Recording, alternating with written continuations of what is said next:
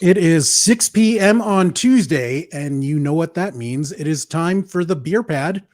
Welcome to our new regular day. I mean, how long is this going to be as our regular day? I mean, Monday at 6 was our regular day for about 90 seconds before we had to change it. So, Yeah. welcome to a day in the week A day in and the a week time in the day of the for us life. to do this. So, yes, if you miss it, you miss it. You can always catch up on the repeats because that's what it is on the streams. On your DVRs, on your VCRs, because that's the way it goes. And your interwebs. Yes, indeed. How you So doing, Raymond? I am really good, Marcus. Having a great week, football-wise, exciting week, All right, the TV-wise. second time you said you've had a good week football-wise. What's going on? Who have So, you fucking signed now? Erling Haaland's sperm? well, the preseason is underway in Oh, Japan for us, but I was talking more about the Women's World Cup, where the Philippines upset New Zealand in our country's first World Cup win ever, men or that, women's. So, that's actually pretty baller. Yes, yeah, I did read that this morning. I haven't been following the Women's World Cup, not because I don't think women's football is any good. Far from it. I think it's brilliant. I just the time zone it's hard to. Yeah, I mean, getting out of bed at any time. I mean, I kind of don't even do it for the Men's World Cup anymore or for the Euros. So yeah, I mean, it was the final of the women's Euros last year, and I did Right. watch Italy versus England, where England won that one. And I got to say, I love the level of interest around the women's game. Yeah. And I think I did see some of the. I think it was on in the background in the gym on Monday. That some of the game was on. I've read some of the reports, but yeah, I mean, congratulations on that. Yeah, It was a huge tremendous. result. Jamaica also, I think, pulled out an excellent result. Yeah. And we need these sort of things. We need the perceived minnows. I mean, Yeah. I will temper it with saying you're up against the New Zealand side, who in the previous match scored their very first ever win. Sure. So, I mean, but understanding that the size of the Philippines is very, very small, to produce that is pretty freaking amazing against any team, and to have that, in your first World Cup, I think that's fantastic. So, huge kudos to everybody involved. And the I mean, the Welsh team aren't there; they didn't make it. So, more power to you. And on the TV, as they say in Canada, lots of new seasons are starting this week. Invincible kicked off season 2 today. Super excited about that. Heels. Haven't watched it yet. No, don't spoil it. I have not watched it yet. I'm going to watch it. Actually, after this broadcast, I have Same. Secret Invasion and this back to back. Yes. Because I've just got to finish off fucking Secret Invasion. Yes. Such as it is. Oh, so monumentally bad. There is only one redeeming feature, and those the across 2 words for Secret Invasion, and that's actually 3. It's Olivia fucking Colman. She is the awesome. only redeeming feature. Yeah, she's a fantastic actress anyway. But I mean, she is her character is I want to see more of. But I hate to see her get her own show because they'd screw that up as well. And to do this to Samuel Jackson is a conversation for another show. Yes, this is a conversation for another show. We are here to talk about some things. Yes. But just wrapping up what's coming up on TV this week. Heels season 2 starts this week on Stars, and Good Omens season 2 on Amazon Prime. I'm super excited for it. I know you're a big fan of that show as well. Gaiman in the house, David Tennant in the house, and of course, everybody's second favorite Welshman after me, Michael Sheen. The best part of Twilight. Just kidding. The only decent, but yes, absolutely. Oh, hello, Lizzie. Thank you very much. I appreciate you, but I am Welsh, not English. Yeah, you have an English accent. It's a Welsh accent, but thank you. You have a lovely day. I appreciate you. So, Marcus, what are we talking about today? Oh, freaking no! What are we? We're talking about Barbenheimer. Yeah. Well, we'll talk more about Barbie. I think they deserve separate shows. I mean, there's so much there to unwrap. I think they're both fantastic movies. Well, yeah, I mean, it was a great. I mean, we had this little conversation that we had this programming and counter programming. We had Barbie and we had Oppenheimer, and some people went on both days.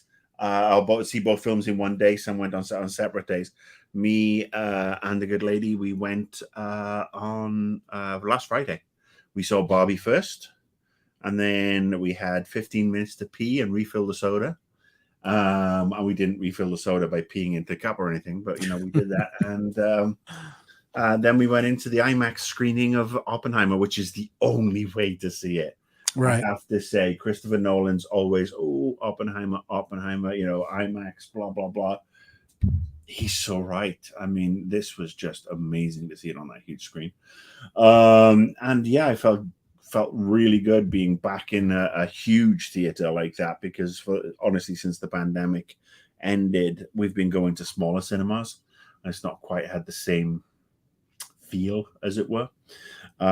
So yes, we did the back-to-back thing. We Barbenheimered it, and had a very, very good time. Great. I did not do the same day thing just because I had blood clots once and I'm terrified of having them again. So I did separate days. I did not want to do 5 hours in a movie theater chair. I totally understand that. Yeah, you have to be very careful, because I mean, there's a lot of, especially when you're looking at a 2-hour movie and a 3-hour movie. Yeah. I mean, unless you're building in an hour to run around going just to get the blood circulating. I'm proud of my bladder. It held up the entire time. Wow, that's impressive. Yeah, the wife went to the bathroom. I actually didn't pee till I got home. I peed for a week afterwards, but I peed at home. Did you drink anything during the movies? Oh, we 2 large sodas. Wow. Yeah, I was very proud of myself. Not for drinking the sodas; they're bad for me. But it was like Coke. They had a Coke Zero machine, and we're treating ourselves. So fuck it. Most of the time, this is literally just fizzy water. So yes, that was a big achievement, because when the pandemic sort of started winding down, we started going back to the movies. Right. Because it was around the time I'd had the radiation therapy. My poor bladder was very inflamed, and so I couldn't get through a whole movie if I'd drunk anything or not without having to run out. And then I just noticed, I've made it to the end credits. I've made it to the mid-credits scene in a Marvel movie. I have just made it to the end credits scene in a Marvel movie, and that's how I measured it. And now it's look at me, boom, 5 hours. So flame off. I don't know. Is that the right? I deserve an award. I deserve. I am Knuff. You are Knuff. You are more than Knuff. I am indeed, but I'm very proud of myself. But all right. So, which movie are we talking about first, mate? Let's talk about Barbie. Okay. Let's start with our thread size review, because not tweet sized. I'm all about the threads now. No, it's all about X now, isn't it? X-sized. Except there are a few problems with that. Apparently, Meta. I can think of something I'd like to see X-sized from this planet. Apparently, you can't use X for a social media platform because Meta owns X in the context of social media. So that's pretty funny. Yeah. So my thread size review of Barbie the movie is Greta Gerwig does an amazing job balancing paying homage to the Barbie license while criticizing the negative effects it has had on society. Okay. No, over to you. Over to me. Okay.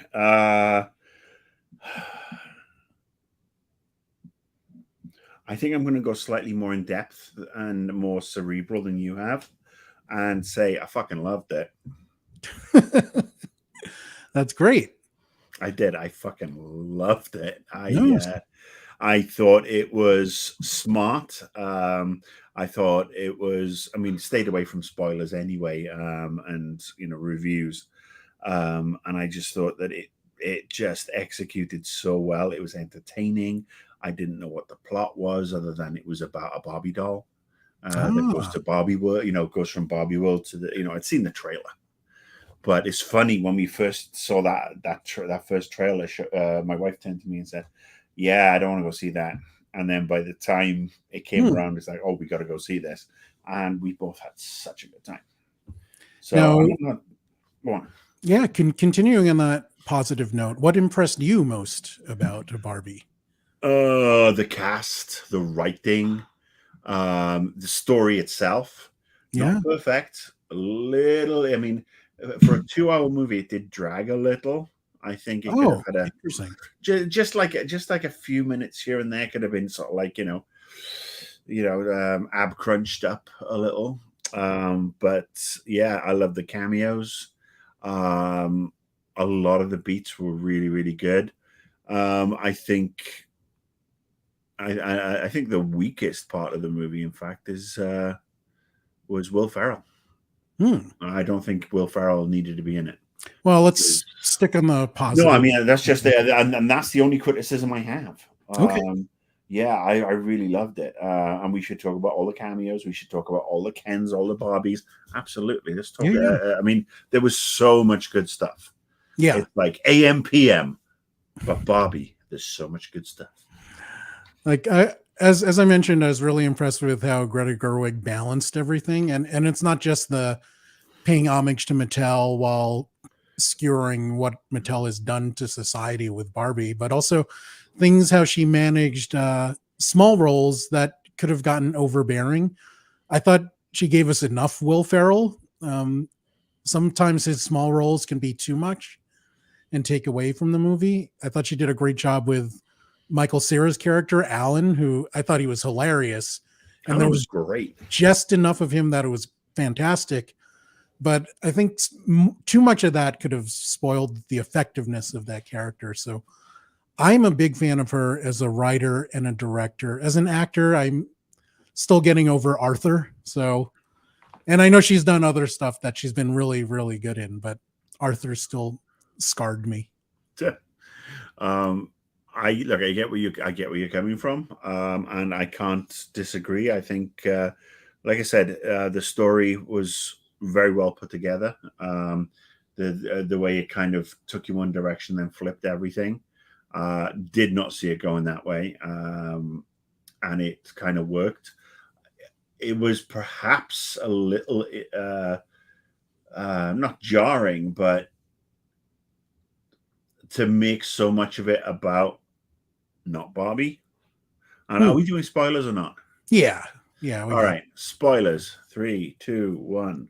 All backwards. There you go. The fact that they made so much of it about Ken and the men that did surprise me a little, but it wasn't perhaps it wasn't a negative surprise. I thought it was actually just really pitch perfect in that it didn't go down the traditional route of a doll finds they have to go to the real world and interact with the humans, and where's my fuzzy bits, and hilarity ensues, and we got all that, but we got it in like a 3 to 6 minute burst, and then on with the story, and then on with the story of women and the shit they go through, whether they're Barbie or not. And there's obviously a monologue in that movie that we should discuss at some point, which was pretty fucking amazing. So yeah, it was cinematic triumph, a triumph, if you will, a triumph. Now, you were talking about performances. There were lots of Barbies, lots of Kens, and Alan, a Midge. I think there were a couple of Skippers. Now, who stood out to you in this movie? Who did you enjoy? All right, so there. Look, I'm going to just get one cameo out the way. Yeah. Because it means a lot to me. Because it's a legendary Welsh comedic actor named Rob Brydon, who was in Gavin and Stacey. Right. And he was Sugar Daddy, like Sugar the dog's daddy. And it was a Barbie that was came out, discontinued pretty quickly. But just to see this excellent Welsh comic actor who's known predominantly for TV. He's done some stuff. He's done some movies with the guy who does Alan Partridge. I can't remember his name. It's like the trip to Greece, the trip to Spain, and they're funny movies. Right. But yeah, to see Rob Brydon, because apparently Barbie herself is a fan of the show Gavin and Stacey, which is really, really bizarre. Margot Robbie is a fan of the show. So anyway, I love that. But I loved, I mean, we had Simu Liu. Yeah. We had Doctor Who. We had The Next Doctor. We had Alan. We had, and again, I'm just looking at the Kens. Right. And then you look at the amazing actresses that we had as all the different Barbies. Yeah. Who did you, when I saw Alexandra Shipp as one of the Barbies, I kept thinking of her playing Storm, and I'm like, is she going to summon lightning or something? Like Lightning Barbie would be Lightning awesome. Barbie. Yeah. Dua Lipa was a great Barbie. I mean, obviously, Kate McKinnon steals. Yeah. She steals the show as Weird Barbie. Yes. Yes, Skipper. Skipper was definitely there. I don't know about Stacey and Chelsea. Sorry, I was looking at Mo's comment there. But yes,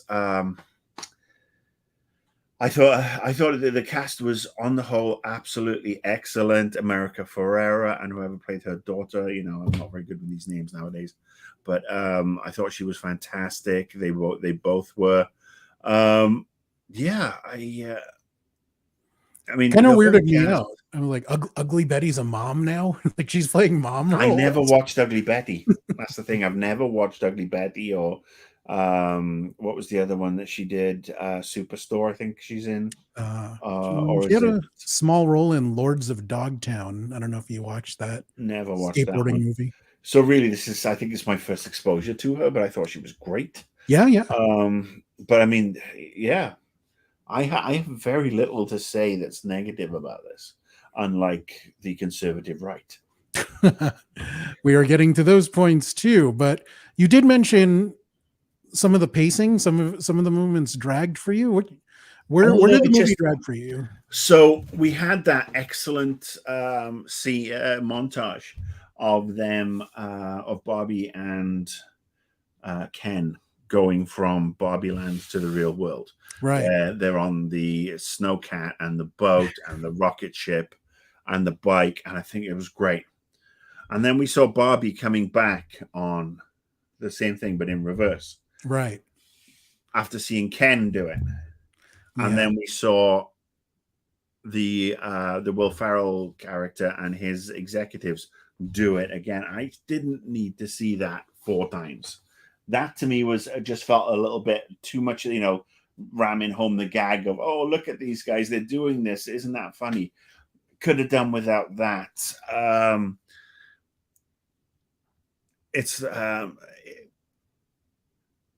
I mean, some of the stuff just felt telegraphed to me. When she got the memories and they replayed all the, you know, and she's like, oh, the memories were not meant. Well, you know, when Barbie saw these memories of somebody playing, you know, with the doll or whatever, she thought she was looking at the little girl, but it was the mom. And then we got to see everything replayed to say, hello, just in case you missed it, this is what we were getting at. And that to me just felt a little bit too much. I do love a movie that actually credits its audience with a little bit of intelligence. I know it's reaching, but I felt we didn't need that. And it was just, you know, it just didn't feel like a movie that needed to be 2 hours. You could have trimmed a couple of bits here and there. And that was just my thought, you know, coming out of it. I felt, I was trying to think what else. I mean, some of the Ken stuff was funny, but again, didn't need to be totally regurgitated. It's like, I don't know. It's one of those things that unfortunately I went to see Oppenheimer, and I've only got enough space in my head for so much, you know, and some of the Barbie critiques got squeezed out. So those are the 2 things that come to mind. But like I said, it's nothing major. It's more just, you know, some tweaks here and there. But anyway, the biggest, not necessarily the biggest disappointment. It's just the one thing that didn't feel right was Will Ferrell, which is funny in a movie where you've got all these amazing actors and actresses who are recognizable as Barbie and Ken, and you still see, oh, that's Will Ferrell, and perhaps that's me. I have this problem with him, but he seems to me he was playing the same fucking character that he played in the Lego movie, and while it was cute and funny in the Lego movie, did not need to be. It didn't need to be Will Ferrell again, and I mean, let's be honest. Will Ferrell is a fine comedian. He's just not a great comedic actor anymore. I mean, if you look at some of his shtick, I mean, he did Spirited last year with Ryan Reynolds, and he was pretty shitty in that. I'm sorry, Ebenezer Scrooge does not have an American accent. And you just look at Will Ferrell's shtick. I mean, you know, it's just getting a bit much, and it's probably just my own personal opinion. But I could have done without him in the movie. But yeah, again, that's the biggest complaint I have. I didn't have issues with the pacing or Will Ferrell, and I didn't think there was a lot of him in the movie to even bother anyone, because I thought his role was pretty minimal. Maybe I know, just there could have been a better actor, a proper character actor you could have put in there to play oily CEO who thinks that he knows what women want. You know, and from Will Ferrell, it feels like Will Ferrell. Don't get me wrong, I love Elf, one of my favorite Christmas movies. Mm-hmm. I thought in Old School, Frank as Frank the Tank, superb in an ensemble. Stranger Than Fiction, a marvelous, great in that, understated performance, again in an absolutely banging ensemble. But to see him come back and, like I said, do this sort of like mirror image of his Lego movie character. It just felt a little, and like I said, that's the only major issue I had. So my problem, and it's totally understandable why it didn't happen, but I wish they were more critical of the negative effects Barbie has had on women's perception of themselves and men's perception of what it means to be beautiful. Because it has had negative effects on society, and I wish they went further with that. I totally understand why they didn't, because you can't piss off your licensor, but there was an opportunity there where they did get the message across, but I felt like the message could have been even stronger, especially for the Western audience. You said earlier that the audience doesn't necessarily need to be shown things so overtly. Unfortunately, sometimes it does. More out here. I mean, we're not big on subtlety out here. I get where you're coming from. I think, honestly, that the monologue that's really is there's the monologue, and there's the piece where she's sitting with Rhea Perlman as the creator of Barbie, and then there's the scene where she's sitting on the park bench, and she sits next to the older lady and just looks at her and says, "You're beautiful." Oh, at the bus stop. The bus stop. Yeah, she's never seen an older woman. Yeah, it's all this level of perfection and not aging and stuff. Those three scenes were just so on point for me. Yeah. And again, I can't speak to the female experience, of course, and I'm not going to sit here and criticize. I felt that monologue should be taken and played at every single elementary school, kindergarten, junior high, high school, comprehensive, whatever you want to call it. Every single, it should be played on every radio station and channel every day to every girl. And every woman, to show exactly, that they have an impossible task, and right. it's because of blokes and the patriarchy, and look, there's people are now going to watch this going, oh, the patriarchy, this they hate men, blah blah blah. And it's like, you know what? As a man myself, I fucking hate men at times. I really do, and I got to say, it really does. It makes a difference that I think that if they put my cancer meds in the water supply and robbed men of their testosterone for 12 months, this planet would be in a much better state. Swear to Christ. That is one way to handle it, for sure. Our friend Caleb said they did do a lot to disparage Mattel, and he was surprised that they got away with so much. Yeah, they were. And yeah, I am surprised too. I still wish it was more because they deserve it. Absolutely do. I still get annoyed at my mom when she buys my niece a white Barbie because it just does not, it's not helpful.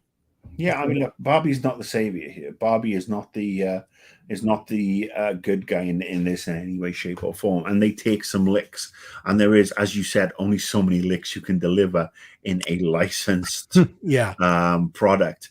And Mattel doesn't come out of this smelling of roses. So I think, all told, I think I mean, could we have had more satire? Yes. Could we have had more cameos? Could we have a lot?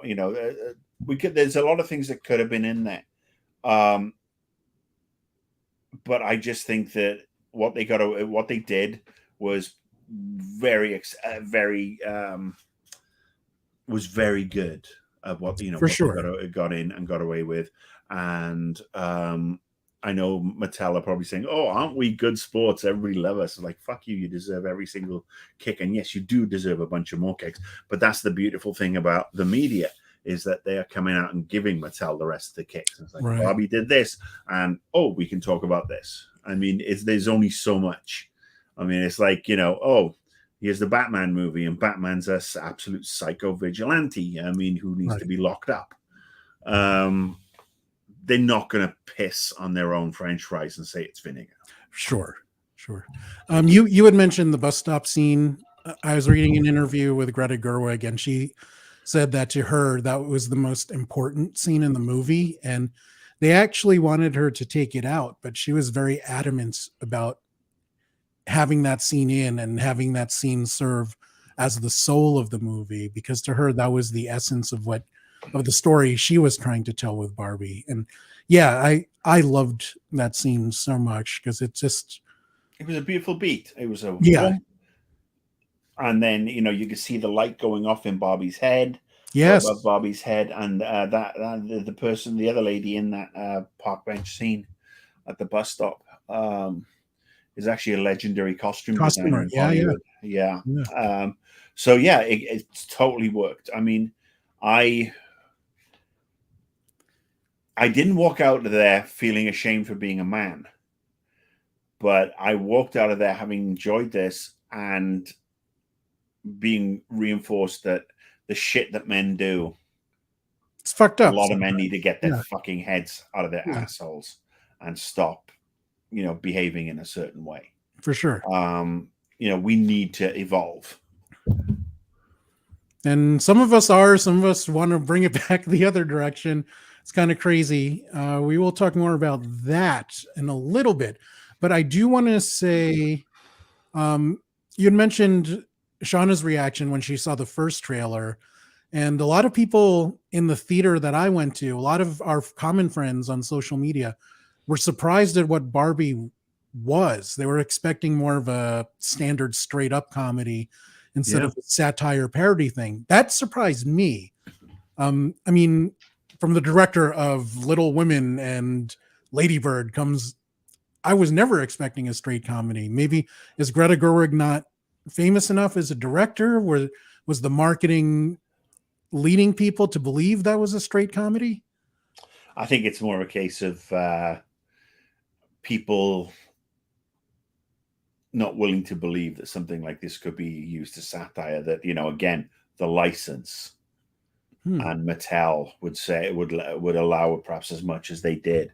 I mean, when Greta Gerwig was announced to do it, I was like, "What? What?" And I say that as somebody who found Lady Bird very, very boring.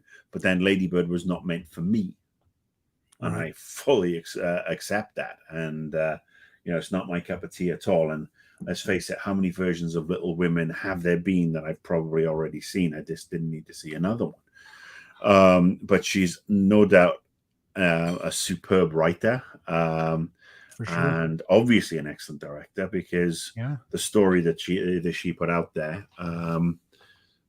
it worked, ticked all the boxes. So yeah, and I'm so relieved that it was, not a fish out of water comedy. Right. Because I mean, cheese. It really could have been cheese.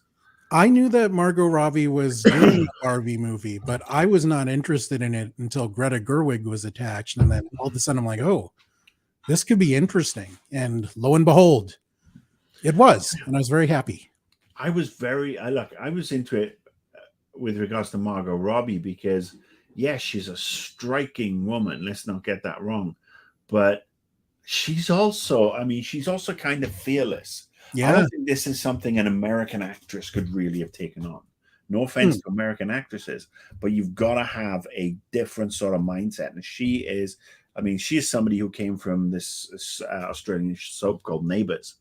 And I mean, she was in a movie called About Time, which was a little time travel British rom-com. But obviously she really broke out on Wolf of Wall Street. And everybody thought, oh, she's pretty low. Oh, she's gorgeous, blah, blah, blah. She gets her kit off. Isn't that, fun? Great. She's going to be a sex bomb. But she's taken a bunch of roles. I mean, I, Tonya was great. Yeah. And, I got to say this. She is one of the few shining stars of the DC cinematic universe. Yeah. With regards to Harley Quinn. I don't think she was served well in the first Suicide Squad.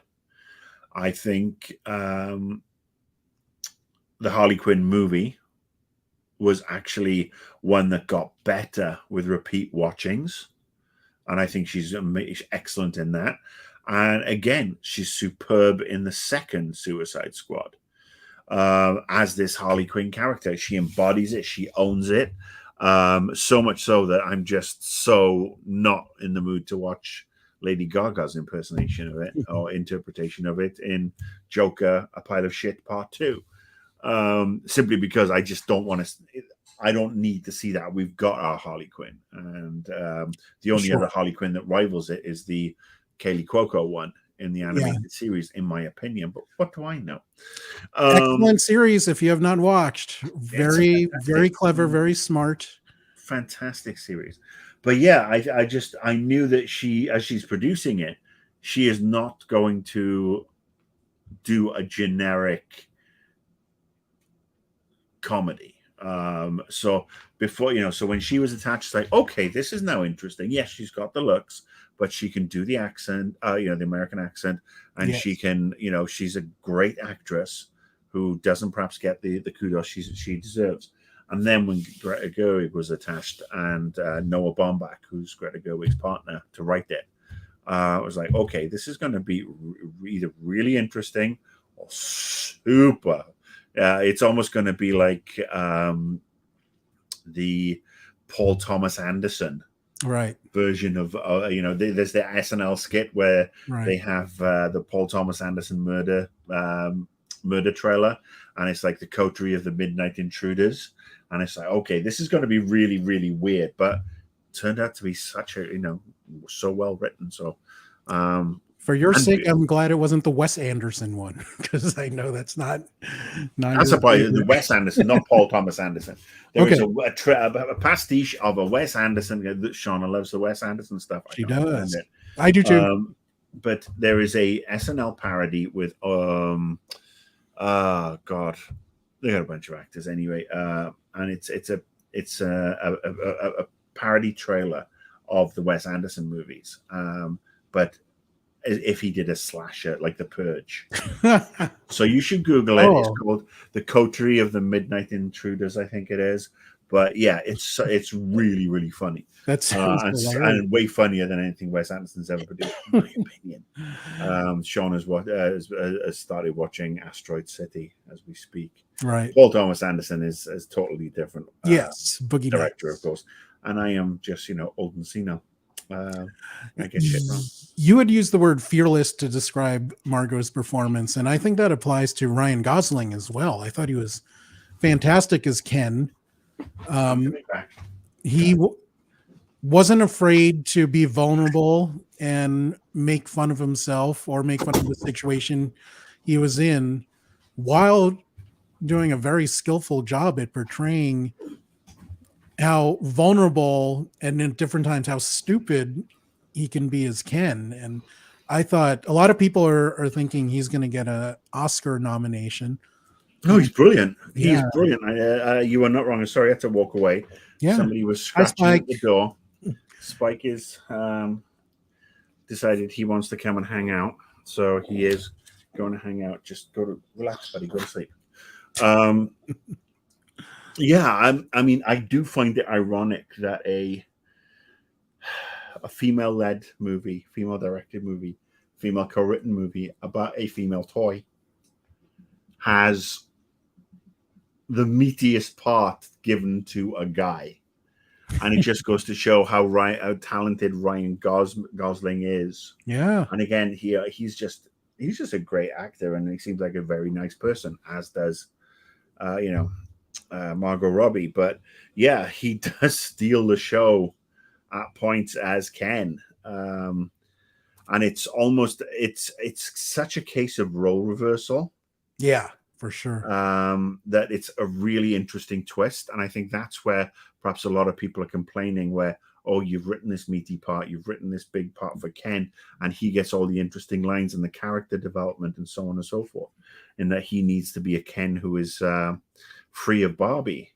Right. But I mean, it for me, the twist is excellent in that it turns around and says, well, this is every female character that's been written in a rom-com in the last 70 years.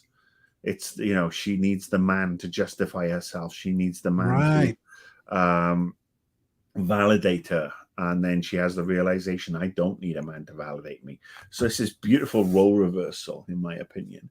Gosling killed it. Yeah. And as somebody who is 10 years younger than me and having that body, I just, yeah, God. Is he that old? I didn't realize he was 41 or 42. Yeah. Holy shit. Wow. Yeah. Now I feel terrible about myself. Well, Caleb nails it. Ryan Gosling. I mean, so many people could have nailed this, phoned this in rather. And Caleb makes the point that if Gosling had filmed this in, it would have made the film fall flat. But he committed to it, and very much, so many dimensions. And he played the comedy. He played it so straight. Yes, I loved his obsession with horses. I thought it was so funny. Yeah, the horses. There's obviously the scene in the hospital where he's talking to the doctor. I mean, and it's just boom, bitty, boom, bitty, boom. The dialogue is so tight, and he delivers in just this clueless, entitled way that you've seen.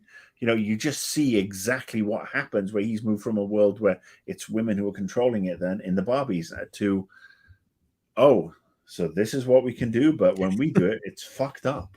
So it's another great little subversive message. So yeah, he was fantastic. I do think that it would be really funny, and not in a good way, if he got an Oscar nomination for this one. But who knows? The movie could actually get an Oscar nomination. I think it's that enjoyable. I hope so. I hope Greta, Margot, I hope a bunch of them get nominations. Caleb brought up another point that I feel exactly the same about. That he said, for him, the movie got good when Amy Schumer was dropped from it and Greta Gerwig was attached. Yeah, I'm not a fan of Amy Schumer, or when I found out that she stole jokes. So that totally killed it for me. You show me one comedian who hasn't stolen a joke in their day, mate.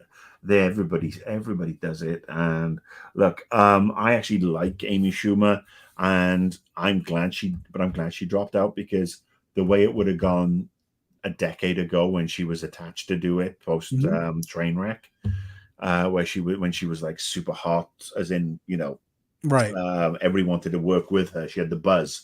I wasn't trying to talk about physical appearance, but I think that movie would have been more of the stereotypical fish out of water comedy that we were Right. expecting. I And also she was smart to walk away. She's the one who walked away, and right. she said it's not what Barbie should be. This is the and she has come out and said nothing but nice things about this version. I don't think So she was the right fit for it. So I agree. I do disagree that. I mean, there's an extent to people steal jokes, but when you've done it as overtly as she did, it damaged her career. It killed Carlos Mencia's career. So I wouldn't be as dismissive as saying everyone does it. Some people do it, and if they do it to that extent, it ruins them if they get caught. well, I got to And they're say, called out. I wasn't aware of this accusation. It's not an accusation. You I can know. I mean, like I'm not. I'm gonna have to go and Google it because I okay. haven't read. I didn't know about it. So, you basically threw this out there as an accusation. I mean, it may be it's probably proven, but I didn't know anything about it. So Okay. you have to bear with me, and I have to get up to speed. Yeah, and I've never watched Carlos Mencia, so I don't really. All I know is that he was in that South Park episode where I they did not see talked about that. stealing the kids joke there, but I didn't know he'd been. They did that. stealing Oh the my joke. god, that sounds Yeah, amazing. I'm it's gonna the check that funniest out. joke ever made, and Carlos Mencia steals it. Oh, that's fantastic. But I just thought that was parody because again, I'm not as familiar with Carlos Mencia Oh. as you are. So he was called out on stage at the Comedy Store for stealing jokes by another one of your favorite people, Joe Rogan. But he steals a lot of jokes, and he denied stealing one from a comedian named Ari Shafir. He's like, I don't know Ari Shafir. Then Ari got up on stage. He's like, I opened for you. I did this joke before you did. It's on TV. Here's me doing it before you. And yeah, he absolutely. I mean, it changed a lot with the internet that people can prove that their jokes were no. stolen. I am all. Look, I'm all for that. I mean, I know how hard it is to write a joke. I mean, we had this discussion about going up on stage and doing jokes, and it's so hard to write a joke, and that's why I wasn't trying to dismiss you. Oh, I no, know how many times I've seen one comedian do a joke and then somebody else do another version. And thank God we do have YouTube and social media and everything, so the shit can be caught. I mean, James Corden was accused of stealing a joke towards the end of his Late Show run last year, and I mean, the big question is, it was supposed to be from Ricky Gervais. So, and Ricky Gervais came out and said, well, how do you know James stole it? I mean, when it could, do you know how much he actually writes of the jokes when he's doing a lot of the other writing on the show? The monologue jokes in particular are written by writers. They have a whole team. Yeah. They have a whole team. And now, and again, a lot of comedians have writing partners, and the writing partners are not the people who get up on stage. And I'm not saying that it's not them every time. I'm just saying that there are layers to this onion. Yes. So, but I would have to go and, I think, I could see. I think the only other sort of like actress I could see doing it is the actress from the Hunger Games. Oh yeah, Silver Linings Playbook. Yes, I mean, I'm sorry. Welcome to Old Man. I know a lady who is Jennifer something. Yeah. Look, didn't you go to her last movie? I just went to her last movie. Yes, and I'm so sorry, Jennifer Lawrence. Thank you, Carlos, and apologies to Jennifer Lawrence if she's watching this. I've watched almost every movie she's done, and I just having these old man moments. I really need to get up on my brain juice, because I need Dr. Tinklebaum's brain juice to rememberify things a lot more. But I think Jennifer Lawrence could have really done an excellent job because, again, she's got this delivery about her and she can play it, straight to a certain degree. But yeah, Margot Robbie nailed it. Absolutely. The entire cast nailed it. They were all awesome. So I have a question for you and for everyone watching, either live or if you're watching the replay. But and this ties into a lot of people being confused about what the Barbie movie is. I saw this tweet, this analogy, and I could not disagree with it more. Someone named Trayvon said Barbie is white women's Black Panther. And to me, that just seems beyond stupid because I don't know, it insults women, it insults Black people, it insults both movies. They're very different things. For me, Barbie is a satire. It's a commentary on how this dolls has had a damaging effect on society. I don't see how that ties into Black Panther. Am I missing something here? No. I mean, basically, it's a dumb as fuck tweet, and anybody who's retweeted that is a fucking moron too. To be honest with you, because to marginalize the impact Black Panther had. Again, Yeah. I'm not talking as a black man. I've not walked a mile in those shoes, but I have spoken to people, and the reaction to seeing this character leading a Marvel movie in one of the best Marvel movies, period, For with sure. one of the greatest actors of the last 20 years who has been taken away from us way too soon, was a very powerful thing, especially for children. And much like with Miss Marvel and Captain Marvel and Wonder Woman, and we're seeing this representation. The 13th Doctor being a woman. This is important.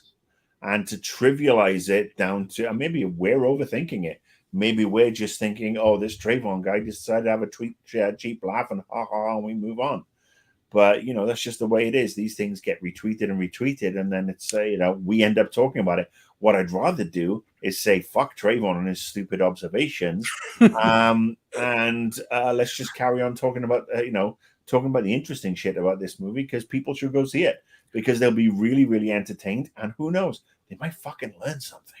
Yeah. I mean, you're probably right that it was probably meant as an innocent joke at first, but then some people, and that's kind of the problem with some things on Twitter and social media.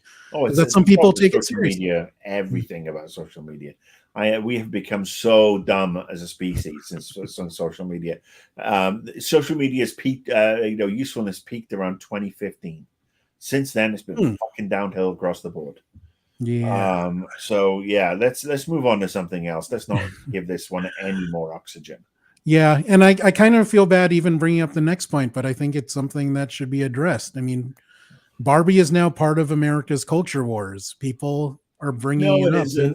No, it isn't. I appreciate the way you're coming from and the positioning of it, but no, it's not. There is no culture war with regards to this. It's basically being weaponized by a bunch of impotent, tiny-dicked, white right-wing fuckknuckles who want to bilk their gullible as fuck audience into giving them more money. There is no culture war with regards to this, because if you don't have a fucking culture to come from, there is no fucking war. The culture war is so fucking non-existent. It's one-sided. We're the side with the culture, and I say we as in the center left, the progressives, if you will. We're the ones with the fucking culture. Anybody on the right side of the divide, especially at this level, has no culture to speak of. Their culture to them is fucking getting pissed off about Bud Light and going to drink Modelo, a Mexican beer, while screaming about Latinos or people crossing the borders. It's, while wearing their fucking Confederate shorts with their ass cracks, shitting all over their fucking flags and everything, and wanting their America and their freedoms. And it's not their America. Their America happened for a while, and now it's dying out. And the more we can kill it off, the better. The problem is we end up giving these people oxygen again, much like that stupid tweet before it. And this is not a slam on you. You brought it up. It's very interesting. And this has been all over the news this week with Ben Twatface Shapiro, Matt fucking imbecile Getz, and Ted fucking no dick Cruz. All these fucking assholes. And even it's the usual suspects. It is the Tinky Wink Brigade, and all they want to do is get people wound up. There is a line in the excellently written speech that Michael Douglas gives as the president in The American President. Yes. And I'm paraphrasing. Love that movie. But it comes at the very end. And he says, people like this are not interested in telling you the truth. All they are interested in is making you scared. Right. Because when you're scared, you are gullible. And when you are scared, you're not calling attention and making them responsible for doing their fucking jobs. And I am paraphrasing. You have to watch the whole thing. It's an Aaron Sorkin speech. Yes. Obviously. So it's going to be baller. But I would definitely look it up if you haven't seen it. But this is the problem. Every time there's, Bud White. Bud Light has used a trans person as its spokesperson. It just sent them a can to celebrate Pride Month. Yeah. Target selling some Pride Month merchandise. There's a book where it says Kevin has two daddies, and we've got this fucking war here in Glendale with this bunch of right-wing fuckknuckles trying to shut everything down. Really? In Glendale that happened? In Glendale, yeah. And it's just these people, we've given them this oxygen ever since Trump started to run his candidacy. And they've just, like a good forest fire, that's how they've expanded and exploded. We shut them down, shut them off. There is no culture war. They have no culture to speak of. Their culture, anything that they denote as culture, involves oppression. It involves prejudice. It involves gouging people of their money. And the sooner they fuck themselves into extinction, because they're all inbred in the first fucking place, the better. The real irony is these are the people who don't want to see immigration. They don't want to see this, that, and the other.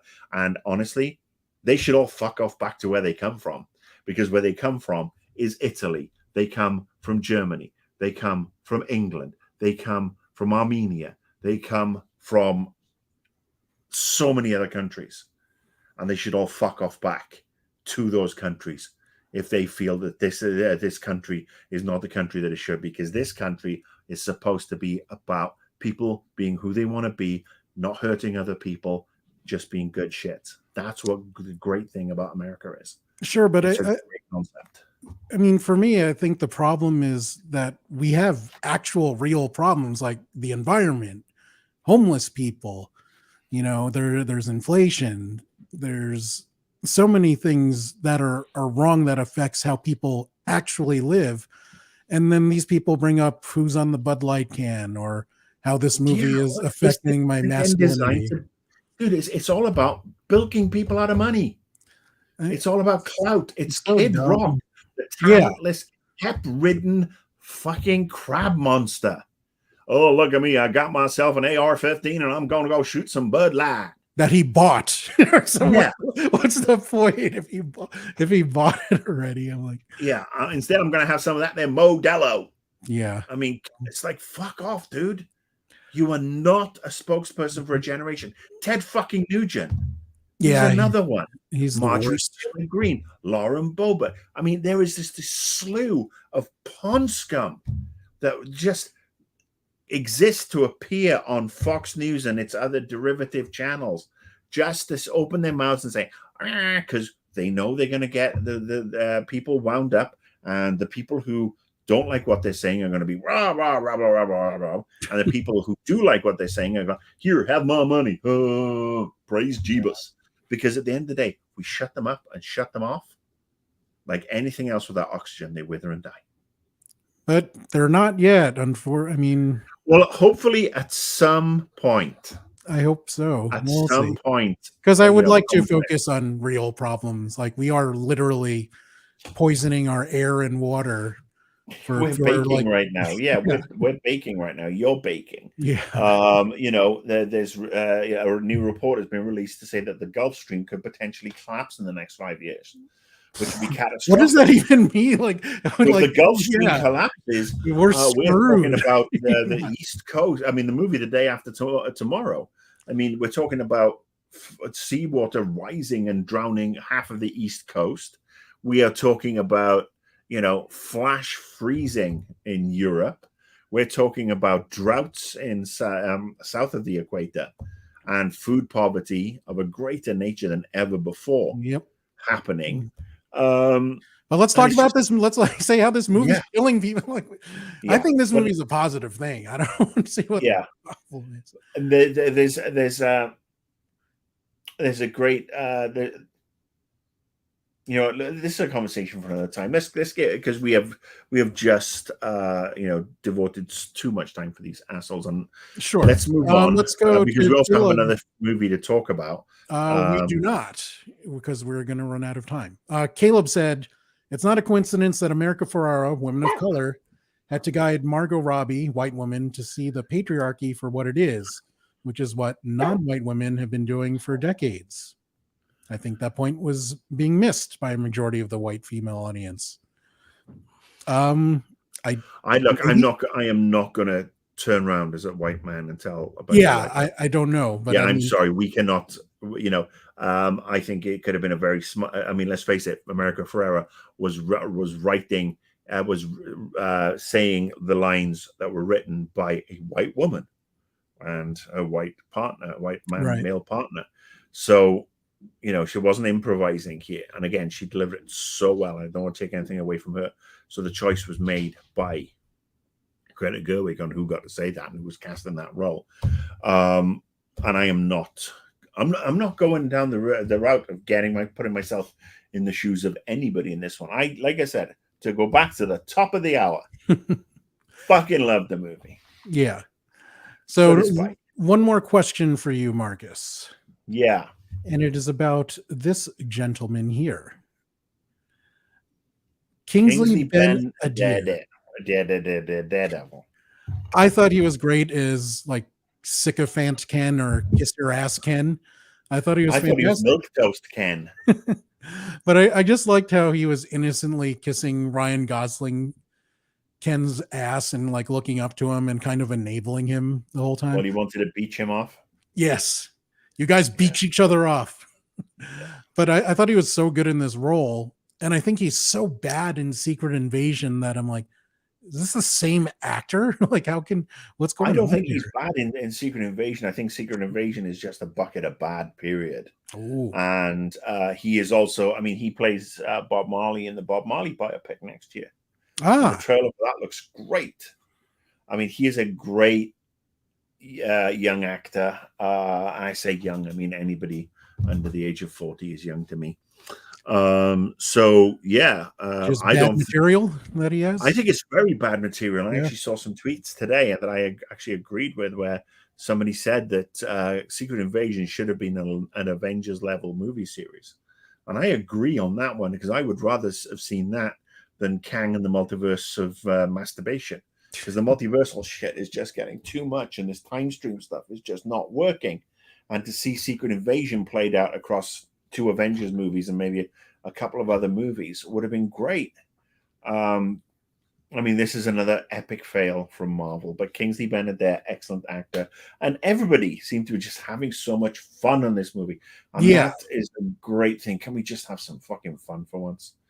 I'm sick of not having fun. I'm sick of being in the house because it's so hot and I can't use the backyard because we've got construction going on. And I just want to have some fun and be entertained and not be an adult for 2 to 5 hours at a movie theater. And Barbenheimer did that for me. I am looking forward to Oppenheimer 2, Oppenharder.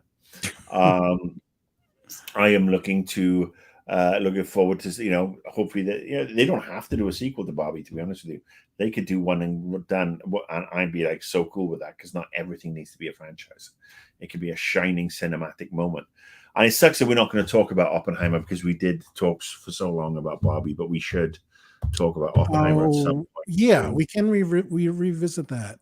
We should, but go and see it. It is 3 fantastic hours with an amazing cast. And go see it in IMAX, because it's fucking gorgeous. I think it is technically one of the best movies I've ever seen. I did read the book a long time ago, and I think they kind of softened some of his rough edges to make him a little more likable. I'm sure they did. Yeah, I'm sure they did. There's a lot of that, but He was not a charming man from No. what I got in the book, but Yeah. in the movie you can, I mean, partially because the actor's also just tremendously talented. That Yeah, Murphy is great, and I think we're looking at this. This is the Oscar movie to beat, as far as I'm concerned. And I think that Murphy will get a nomination. I think Robert Downey Jr. will. Yeah, he was Yeah, amazing. I think he's probably a lock on for Best Supporting Actor. As I much do as we think love Ken. the women were a little bit underutilized. They were good in what they had, but I mean, they're both of them. Emily Blunt and Florence Pugh are tremendously Absolutely superb. gifted. Yeah. But yeah, I think, I mean, at the end of the day, this is, I mean, and it's quite interesting that we had, movies about one character back to back, and Yeah. one really wrote up the opposite sex part in Ken, and the other one didn't really expand on the characters, the female characters in Oppenheimer. But yeah, I thoroughly enjoyed it. Excellent. Well, we had a very positive movie weekend. How about next week we do something a little negative and talk about this Secret Invasion thing, which is wrapping up tonight. I'm gonna go watch that. We can talk about Invincible season 2. I will have been to have gone to see the Haunted Mansion. We've got our tickets for that, which actually looks way better than the Eddie Murphy version. Great cast. So, and this is the thing. The wife and I reopened our AMC Stubs accounts, which is basically $30 a month, 3 tickets a week each.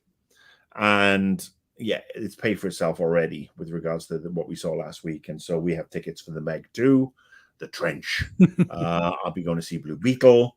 I'm going to see an awful lot more movies, which is absolutely fantastic. But yeah, there's a lot of stuff to talk about next week. We're going to have to be really power through some shit. But yeah, let's go and look at the Secret Invasion and see if I cry anymore. Guys, if you enjoyed this episode, please give it a like, a thumbs up. If you like what we do and like to support us, please subscribe to our channels there. There's our Facebook, our Twitter, our YouTube, and leave comments. Turtles. Yes, thank you for everyone that left comments, and for people that are watching the replay, leave some more. And love my dog. Give my dog some love. Look at him. He's sleeping. He's so happy. Sleeping Spike. You're a good boy, buddy. And yes, Turtles is coming. And my wife saw the trailer and said, I'm so down to watch that because of the cast. So she's going to go see the Turtles movie with me. Are you going to see that Will Ferrell talking dog movie? I forgot what it was called. You said you'd like the trailer. Yeah, and no. I'll watch that when it comes on Netflix in 6 weeks. And why don't you say goodbye to the lovely people out there, Marcus? Goodbye to the lovely people. We will see you next time on the BeerPad. Cheers. Bye.